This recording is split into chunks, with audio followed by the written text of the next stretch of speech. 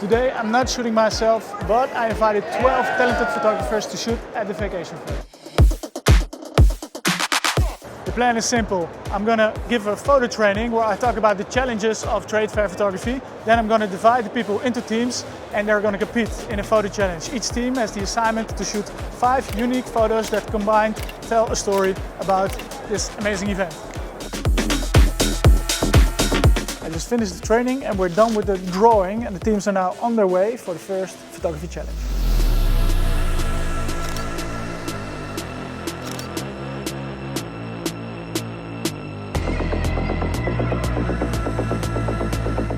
I love the energy of this group. I can just really feel their excitement. So let's go try to spot some of them on the floor.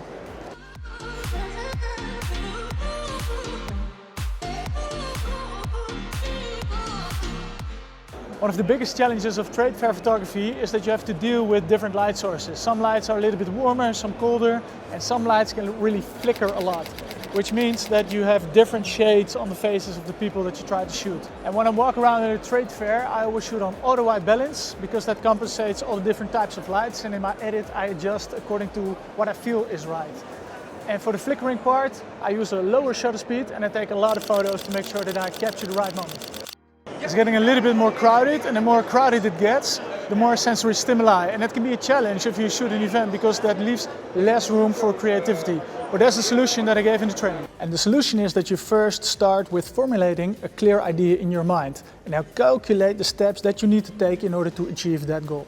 And you can do that by asking yourself the right questions, like what is the subject, how is the light, what is the composition, what settings do I have to use? And if you ask yourself these long enough, these become a subconscious brain pattern, and then you'll be a master at event photography. And the final challenge of shooting a trade fair is trying to make it look like it wasn't shot at a trade fair. And the tip that I gave in the training is take control of the situation, think in terms of your composition, and check in with yourself from time to time. What do I see and what can I do to make it better? Time is almost up. It's time to head back to the room and to start the editing process.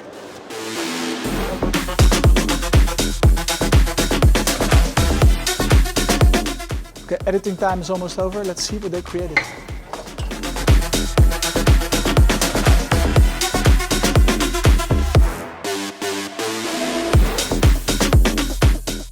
Amazing day. The photo friends just left. I feel happy and tired and satisfied. I'm satisfied. That's a new word I'm using.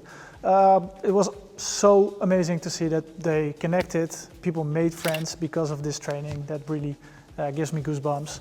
People learned a lot. I learned from them. They asked very good and the right questions. So for me, this feels like a very big victory. I hope you also learned something. And if you want to learn more, feel free to send me a message. I'm going to create a special Loom session where I give the feedback of all the photos. So if you want to enjoy that session to learn more about what my thinking process is, send me a direct message. I love to help you also succeed. And for now, we're going to close down. So bye-bye.